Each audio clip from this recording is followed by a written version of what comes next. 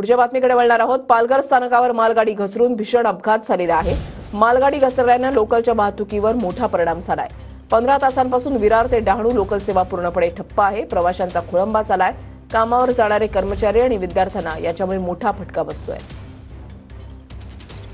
Palghar railway स्थानकाजवळ मालगाडी पलटी झाल्यानंतर पूर्णपणे जी वाहतूक जी विस्कळीत झाली आहे आणि त्याचा फटका जे प्रवासी आहे, विद्यार्थी आहे, चाकरमानी त्यांच्यावर दिसून येत आहेत। आपल्या बरोबर जे प्रवासी आहेत, विद्यार्थी आहेत, त्यांच्याशी आपण चर्चा करणार आहोत। शेवटी काय त्यांचं म्हणणं आहे। बेटा, तुझं नाव काय आणि कुठं चालला होता? माझं नाव आकाश जोडे आहे। मी वांगगाव आयटीमध्ये मी गेले इकडे 6:30 वाजता उभं आहे। मला एकही अजूनपर्यंत गाडी भेटली नाही पुढे जायला आणि आम्हाला 80% हजेरी भरणं गरजेचं आहे आणि नाही भरली तर आता 2 महिने एक्झाम आहे, एक्झामला बसू देणार नाही।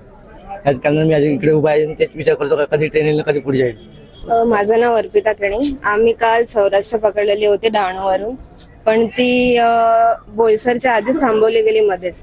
ते अर्धा तास तशीच थांबली होती। मग आम्ही ट्रेनमधून उतरलो, चालत आलो स्टेशन पर्यंत बोईसरच्या। नंतर आम्हाला बोईसरला पण रिक्षा पण अवेलेबल नव्हत्या, बस पण अवेलेबल नाही।